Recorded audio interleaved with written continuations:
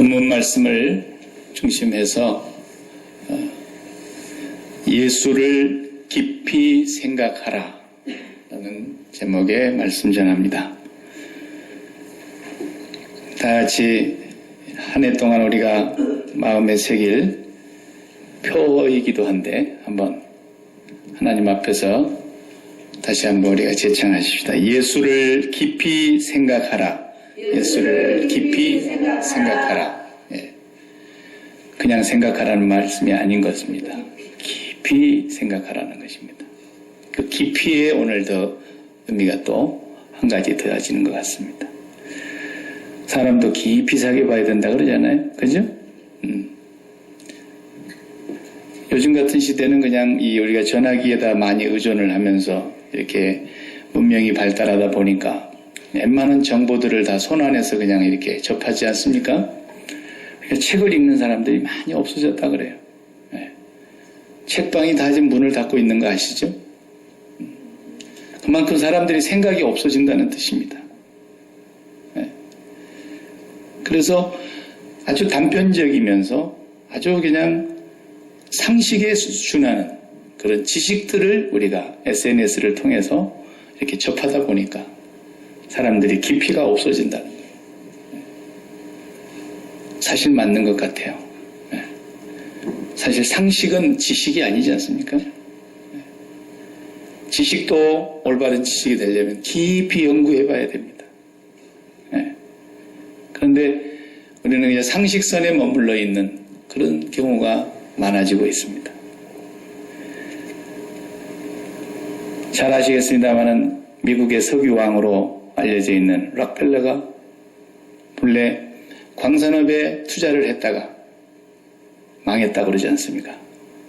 친구에게 사기를 당해서 자기가 산 그 광산이 금이 나오질 않고 파도 돌멩이밖에 안 나오는, 알맹이는 다 파먹어버린 그런 광산을 사가지고 이제 망하게 생겼습니다. 광부들이 계속 스트라이크를 일으키고 그저 인건비를 주지 못하니까 계속해서 곤란에 빠지게 됐습니다. 이 록펠러가 하루는 그 광산 깊은 곳에 내려가서 하나님 앞에 엎드렸습니다. 하나님이 내게 응답을 주시지 않으면 나는 죽으리라. 결단을 하고 하나님 앞에서 기도를 하는데 식음을 전폐하고 기도를 했답니다. 그런데 기도하는 중에 그 마음에 하나님의 음성이 들렸다는 거예요. 더 깊이 파라. 아니 지금까지 파도 나온 게 없고 인건비를 못 줘가지고 지금 누적되어 있는 임금만도 이렇게 산더미인데 아무도 이제 돈 받을 수가 없다는 걸 알고 일도 안 하려고 그러는데 더 깊이 파라 라는 마음의 음성이 들렸다는 거예요. 그러니까 록펠러가 이제 사람들을 설득하기 시작합니다. 더 파자. 계속 팠다는 거예요. 거기서 나온 게 바로 흑진주, 석유가 터진 것입니다. 원유가 쏟아져 나온 것입니다. 그 폐광 같은 곳, 사기당했다고 생각했던, 완전히 인생이 이제 끝났다고 생각했던 그 자리를 깊이 파면서 세계의 석유의 제왕이 된 게 아니겠습니까? 우리 인생도 뭔가 한번 깊이 해봐야 될 일이 있어요. 그 중에 최고 중요한 게 예수님을 깊이 파봐야 된다. 그분은 고갈되지 않는 광산이십니다. 아무리 파내도 끝이 없습니다. 너무 무궁무진해서 그 안으로 들어가면 길을 잃어버릴 정도로 광대하신 분이십니다. 우리가 아무리 파도 모르겠습니다. 억만분의 1이나 수천억만분의 1이라도 파고 세상을 떠날는지 우리는 그분을 끝없이 더 알아가기 위해서 더 깊이 만나고 더 깊이 연구하고 더 깊이 기도하고 더 깊이 말씀을 사모하고 더 깊이 생각해야 되겠다는 것입니다. 금년에 여러분 생각을 많이 하시긴 하시되 다른 생각은 좀 적게 하시고 예수님 생각하는 데다가 시간을 많이 투자하시는 저와 여러분이 되기를 바랍니다. 네. 속상한 일이 있어도 속상한 일에 너무 몰두하고 생각하지 마시고 속상한 일이 있으면 예수님 깊이 생각하시면 좋겠어요. 예. 너무 화난 일이 있어도 그 화난 일을 생각하면 반만만 없지 뭐 나음이 없지 않습니까? 그거 아무리 그거 생각하고 파고 들어가 봐도 그냥 화만 나고 계속해서 열만 받지요. 그때도 예수님을 깊이 생각하시기 바랍니다. 항상 우리 학생들이 이제 공부하는 자리로 또 돌아가는데 공부하다가도 공부에도 진전이 별로 없는 것 같고 이 공부해 갖고 내가 뭐하나 이런 생각이 들기도 하고 공부하다 너무 힘들면 공부에 너무 몰두하지 말고 주님을 깊이 생각해 보셔야 돼요. 하늘을 바라다 보면서 하나님을 생각하고 하늘에 날아다니는 새를 보면서도 저 새를 내가 저 새를 한번 새처럼 날아보면 얼마나 좋을까 이런 생각을 했던 사람들도 있었지 않습니까? 그래서 그 사람들이 비행기를 만들어냈습니다. 하나님을 잘 믿는 그런 자녀들이었어요. 비행기를 처음부터 만들려고 해서 만든 것이 아니고 그들은 하나님을 사랑하고 하나님을 섬기고 경외하는 가운데서 그런 지혜와 그런 놀라운 재능이 나온 거죠. 그렇기 때문에 우리는 눈앞에 닥쳐 있는 건 너무 깊이 생각하지 마시고 자녀 때문에도 너무 깊이 생각하지 마시고 돈 문제 때문에 너무 깊이 생각하지 마시고 건강 문제 때문에 너무 건강 깊이 생각하지 마시고 이런 것들 우리가 너무 지금까지 깊이 생각해 왔다면 앞으로는 예수님을 깊이 생각하는 것에 우리의 삶의 초점을 고정시키자는 것입니다. 영어 성경을 보니까 이 표어가 Fix your thought on Jesus 그랬어요. 당신의 생각을 픽스 시키라는 거예요. 고정을 딱 시키라는 거예요. 어디에? 예수 위에. 예수님께. 고정시킨다는 것도 굉장히 중요하지 않습니까? 운전할 때도요. 여러분 다 요즘 차는 옛날처럼 엑셀레이터를 계속 밟고 있어야 되는 게 아니라 그냥 픽스를 딱 시켜놓고 70마일 달리는 도로 같으면은 경찰들이 가끔 숨어 있으니까 이거 뭐 좀 빨리 가고 싶기도 하고 이럴 때 있지만은 딱 70에나 71, 2 정도 고정을 시켜놔 버리면 그냥 운전대만 잡고 가면 얼마나 편한지 몰라요. 속도가 고정되어 있기 때문에 내 실수를 할 수가 없어요. 편안하게 달리는 거예요. 고정됐다는 게 바로 집을 지을 때도 볼트와 너트가 잘 이렇게 조여져서 완전히 고정이 돼서 아무리 흔들어도 흔들리지 않게 기초가 제대로 건물과 물려 있어야 안전한 것처럼 우리 신앙생활에 우리 삶에 우리 인생 전부가 다 예수 그리스도에게 우리의 생각이 고정이 되어 있어요. 이것이 올 한 해 동안에 우리가 또 마음에 새기면서 매일매일 살아가야 돼요. 일터에 나가서 여러분이 일하실 때도 힘든 날도 있고 신나는 날도 있고 돈을 많이 받는 날도 있고 오늘은 파리만 쫓다가 문 닫는 날도 있고 뭐 다양할 수 있죠. 그런 날이 어떤 날이 오든지 가장 많이 생각하는 건 예수님을 더 많이 생각하자는 거예요. 그리고 예수님을 더 깊이 생각하자는 거예요. 다툼이 일어났어도 예수님을 생각하면 거기서 화해가 이루어지고 미움과 시기와 질투와 용서를 못할 일들이 있어도 예수님을 깊이 묵상하다 보면 거기에 해답이 있고요. 염려와 걱정과 근심이 막 몰아쳐서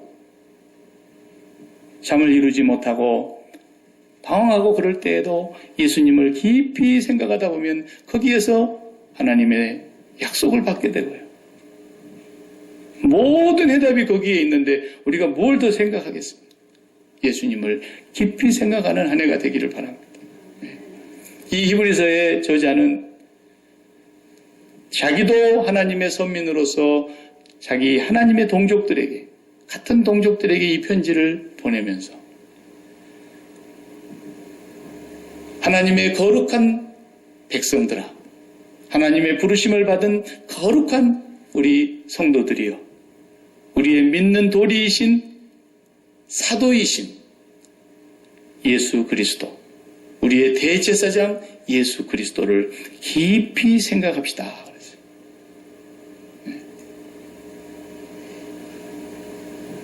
물론 이 히브리서에서 저자가 말하려고 하는 것은 예수님과 누구를 비교하고 있는 내용을 지금 우리가 오늘 읽었습니다. 히브리서 1장에서는 예수님과 천사를 비교했어요.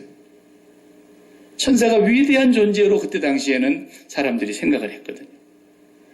그런데 예수님은 천사를 지으신 분이라는 거예요. 천사는 하나님이 필요할 때 쓰시려고 하나님이 종으로 부리기 위해서 만들어 놓은 피조물들이지 않습니까? 가브리엘 천사 갔다 와. 미가엘 천사장 너 갔다 와. 이렇게 하면서 하나님이 천사들을 다 그 위치에 사명을 맡겨서 하나님의 일을 수종드는 종들이란 말이에요. 그런데 예수 그리스도는 그 천사를 지으신 분이에요. 근데 초대교회는 천사를 숭배하는 사상이 있었어요. 이것은 잘못된 것이라는 것을 물론 골로새서에서도 사도 바울이 깊이 설명을 하고 있습니다. 2장에 와서는 그 천사보다도 존귀하신 천사를 지으신 예수 그리스도께서 우리를 위해서 행하신 일들을 설명하고 있어요. 그러면서 3장에 오늘 우리가 또 읽는 이곳에서는 모세와 비교를 하고 있습니다. 모세. 유대인들에게 있어서 모세는 하나님 다음이에요. 제2인자예요. 그렇게 위대한 존재예요. 그러니까 모세의 그 위대함은 유대인들에게서는 두말할 필요가 없는 거죠. 당대 로마에 황제가 있었지만 황제는 저리 가라요. 모세가 훨씬 더 위에요. 그래서 그들은 모세의 글을 최고 중시 여겼어요.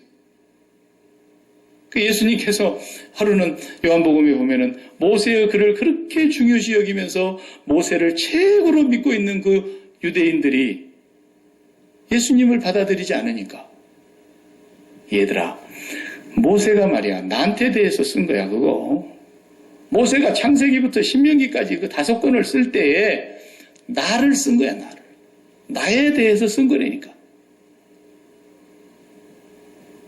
모세는 하나님의 집에서 오늘 보니까 종이었다 그랬잖아요. 하나님이 지으신 집의 종이었다. 그 말은 하나님께서 택하신 백성들을 인도하라고 하나님이 보낸 종이었다고 말해요. 그러니까 하나님께서 이스라엘 백성들을 건져내시기 위해서 모세를 종으로 세워가지고 이집트에 보내가지고 그들을 건져내는 하나님의 집이라는 말은 백성들을 말하는 건데 그 하나님의 백성들을 이끌어내는 하나님의 종이었다. 그런데 예수 그리스도는 누구냐? 그 하나님의 집을 만드신 분이다. 집을 만드신 분이 집보다도 더 존귀한 거 아니야? 그러니 예수 그리스도께서는 하나님의 백성들을 지으셨고 하나님의 백성들을 다 불러 모으셨고 그 하나님의 백성 한 사람 한 사람을 상대하여 구원하시는 그런 분이다. 여러분이 전부 다 예수 그리스도를 1대1로 만나야 구원을 받는 거예요. 그냥 우리 쉽게 하는 말로 도매금으로 두리뭉실하게 여기 있는 사람들 다 구원 이런 것이 아니에요.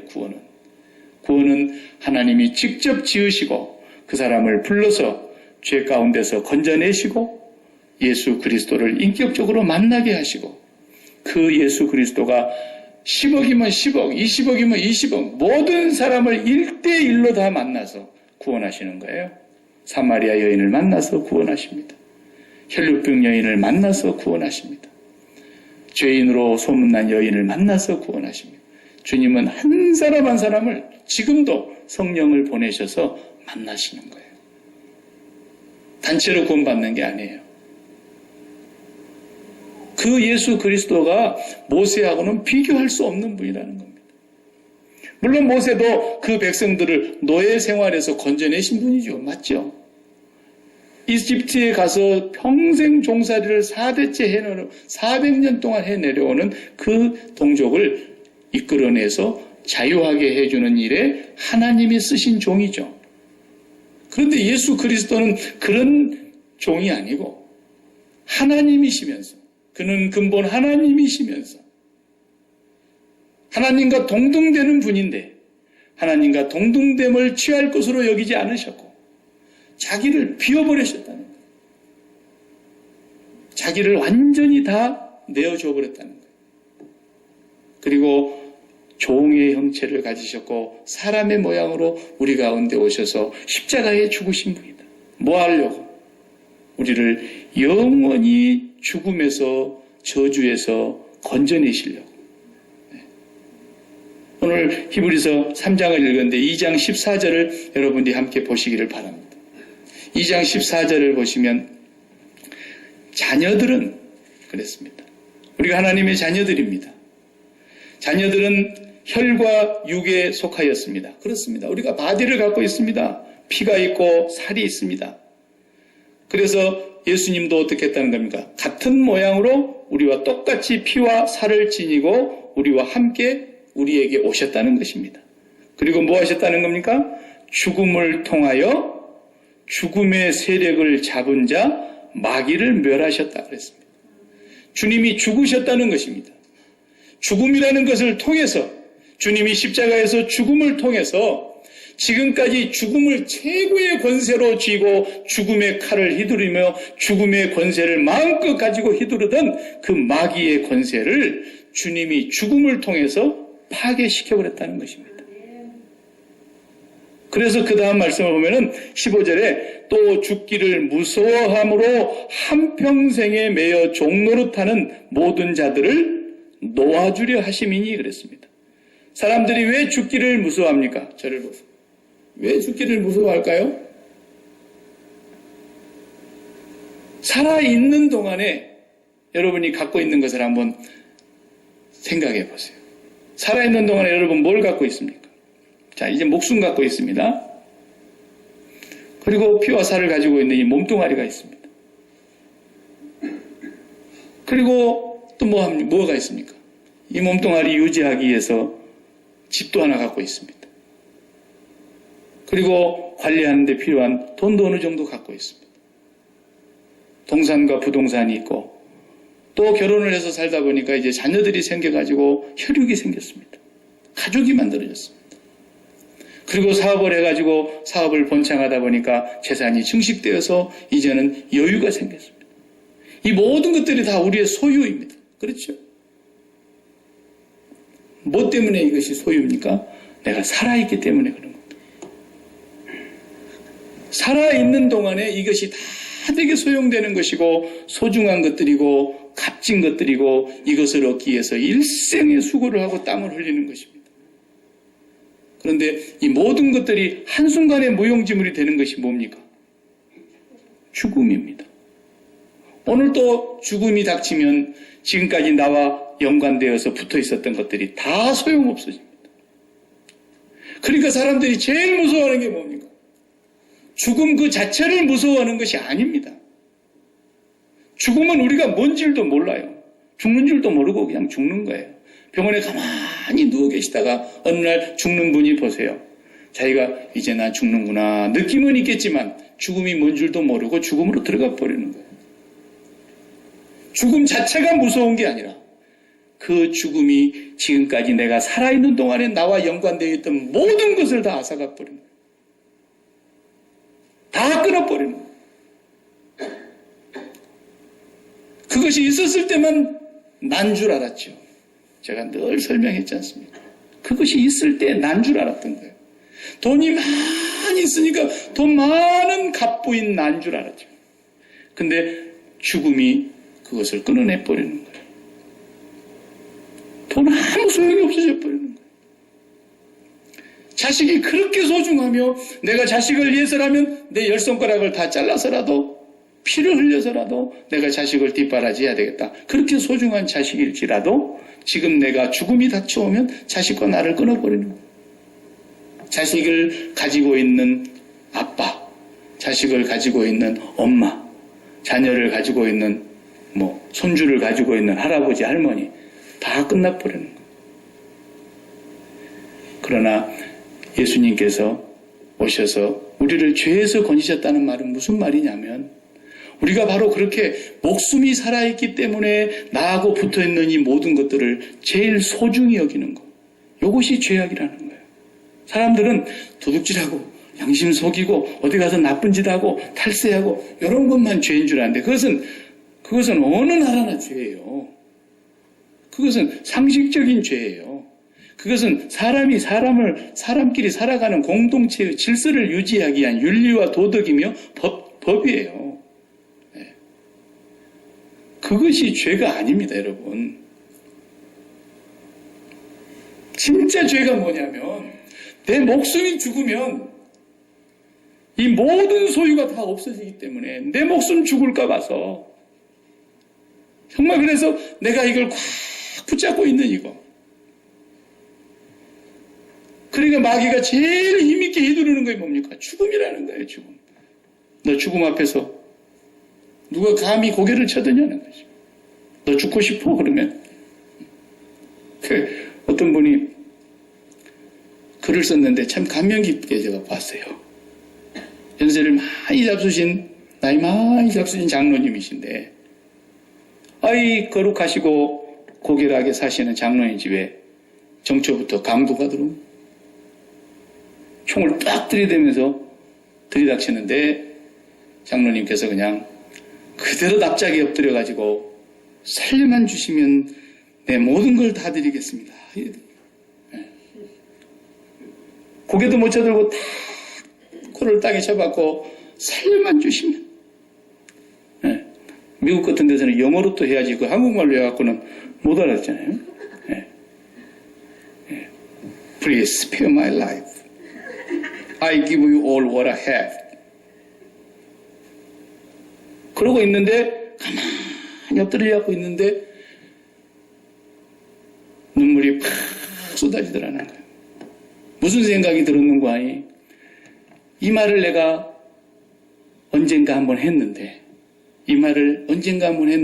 언제 했냐면 6.25 사변 때 피난 내려오면서 폭탄이 여기 떨어지고 저기 떨어지고 총알이 빗발치는데 하나님 앞에서 보따리 하나 싸들고 피난 내려오면서 하나님 목숨만 살려주시면 내 모든 인생을 다 드리겠습니다. 이랬다는 거예요. 그렇게 고백하고는 오늘 강도 앞에서 두 번째로 들어요. 그 고백을 하고 나니까 속으로 생각이 나는데 강도가 하나님이냐 이놈아 그런 생각이 들어요. 강도 앞에서 네가 모든 걸 다 바치겠다고 살려만 주면 다 바치겠다고 그런 생각이 들더라는 거예요.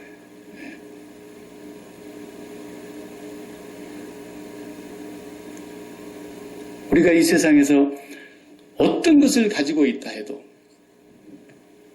이 죽음이 딱 밀고 들어오면 나에게서 지금까지 소중하다고 생각하는 자기 나름대로 갖고 있었던 모든 보배들이 다 없어져야 된다는 것과 다 사라져야 된다는 것과 다 끊어져야 된다는 생각 때문에 너무 두려웠어. 사람들은 죽음을 그렇게 죽기를 무서워한다고 성경이 말하고 있지 않습니까? 이 죽기를 무서워하는 사람들, 한평생 죽음에 매여서 종노릇하는 사람들을 그 죽음으로부터 놓아주게 하시려고 이 죄악에서 우리를 건지시려고 여러분 다른 것이 죄라고 생각하면 큰 착각이에요. 예수 믿는 사람은 죄가 뭔 줄을 바르게 알아야 돼요. 예수를 믿거나 안 믿거나 모든 공동체의 질서를 유지하기 위해서 우리가 합의하에 만들어놓은 법, 그걸 지키냐 안 지키느냐 그건 너무 상식적인 얘기고 그건 유치원 애들한테서나 통하는 얘기예요. 지금 하나님께서 우리를 죄를 사해 주셨다 그러니까 그런 죄를 사해 주셨다고 생각하는 사람도 있다면 정말 착각해서 깨어나시기 바랍니다. 진짜 죄가 뭔지 아십니까?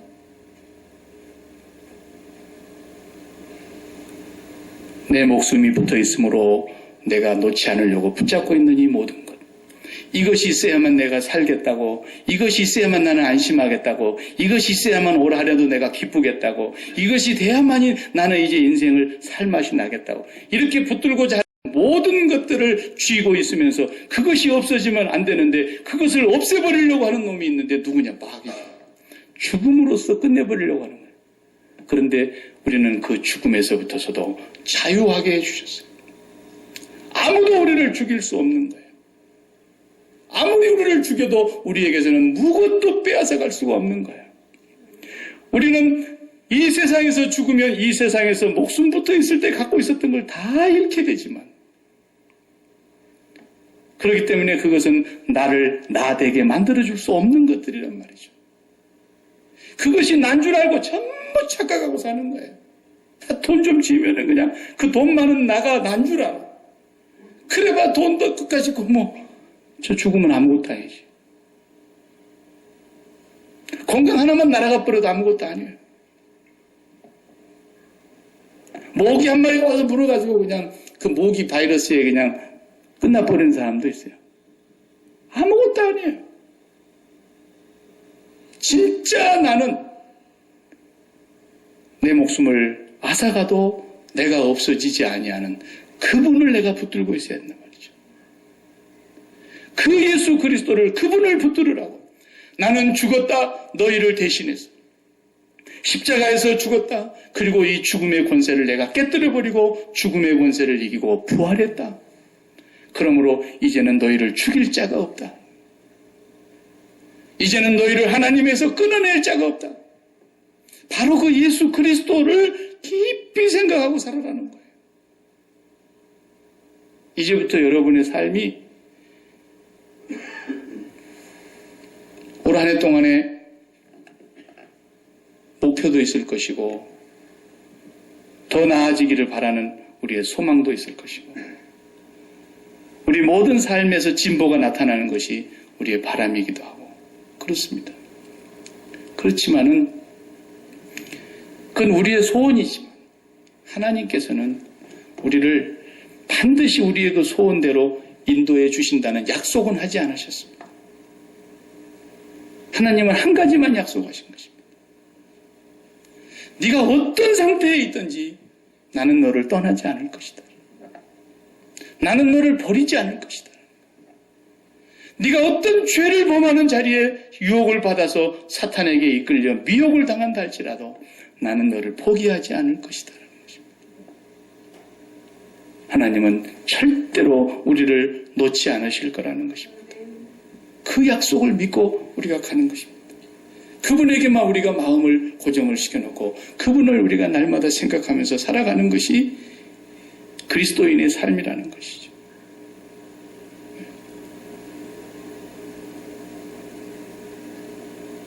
저도 이제 50 중반이 되도록까지 아파보지를 않고 그렇게 살아왔다가 이제 이쯤 되니까 아픈 게 이렇게 생기더라고요. 아픈 게 생겨서. 그래서 지난 연말 한 2주는 정말 힘들게 보냈어요. 제가 하나도 힘 안 들게 보였는지 모르겠는데 저는 엄청 힘들었어요. 예. 잠을 하루에 한 2시간씩 자면서 그래서 이 소리가 지금 2% 터진 거예요. 처음으로 약을 먹어보니까 제가 병이 들어서 약을 먹어본 그런 기억이 별로 없어요. 의사가 약을 지어준 대로 알러지 있냐? 나는 없다. 없는 게 아니라 모른다는 거죠. 먹어본 일이 없습니다. 근데 처음으로 지어진 약을 먹었는데 알러지가 생긴 거예요. 매일 호박 껍질 긁듯이 그냥 팍팍 긁으면서 2주 동안을. 참 저도 미련하죠. 네. 의사한테 갔더니 의사가 이것만 먹어보면 좋을 것 같다. 먹었더니 그날로 안 긁었어요. 야, 그래서 내가 이렇게 멍청한 사람이구나. 이렇게 미련한 사람을 여러분들이 목사라고 지금 따라오고 있는 것입니다. 정말 인생이 아무것도 아니에요. 그런데 우리가 그런 상황 속에서도 그것에 집중하고 있으면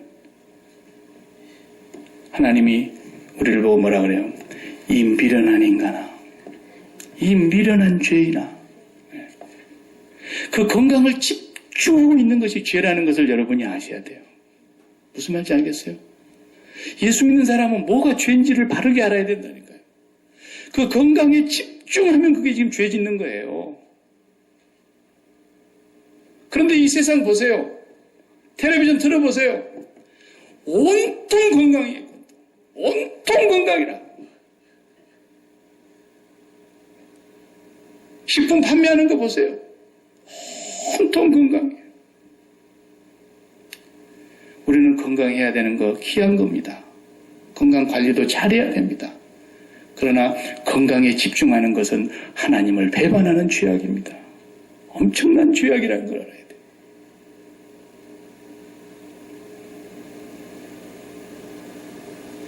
우리는 하나님께 집중하시고 하나님께 마음을 다 빼앗기시고 하나님을 더 연애를 하기 위해서 우리가 하나님 앞에 어떻게 더 생각을 집중시킬 것인가를 금년 한 해 동안의 생각을 거기에다가 모아보십시오. 그래서 한 곳에 고정시켜 보십시오.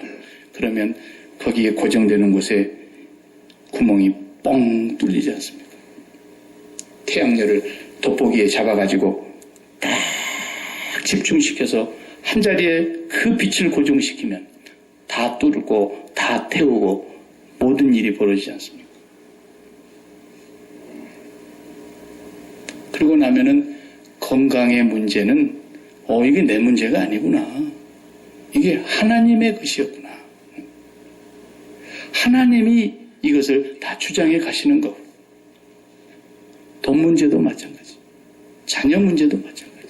여러분의 진로의 문제도 마찬가지. 전부 우리가 엉뚱한 곳에 집중하고 있었던 거예요. 이게 죄악이에요. 네. 오늘 우리 신랑 신부가 지금 어디로 가세요? 네. 신랑이 아파. 참, 이게 가정을 이끌고 간다는 게 보통 일이 아니에요. 네. 그죠? 네. 이제 결혼했는데 라스베가스로 여행을 갔다 왔어요. 네. 그 라스베가스에 갔다 온 사람들 얘기 들어보면 그냥 거기 가서 헤어져 갖고 온 사람들이 많대요. 또 거기 가서 그냥 돈 왕창 잃어가지고 그냥 쌈박질 해가지고 끝내갖고 온 사람도 많고. 네. 그게 결혼한 지 이제 일주일도 안 지났는데 고정이 시선이 엉뚱한 데로 돌아간다고 해보세요. 다른 게 죄악이 아니에요. 다른 게 배반이 아니라니까요.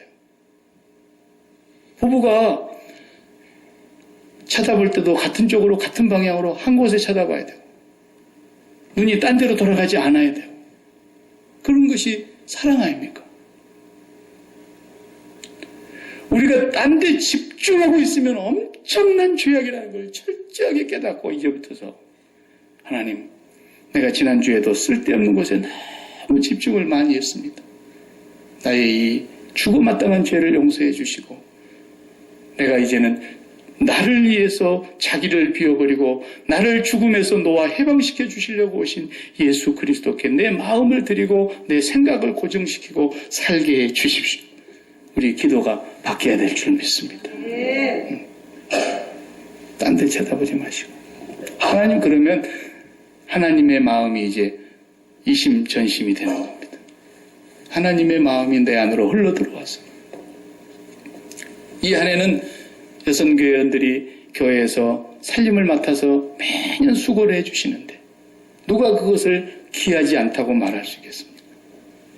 어떤 사람들은 여성교회가 교회 안에 살림하는 것을 우습게 하는 사람들이 있어요.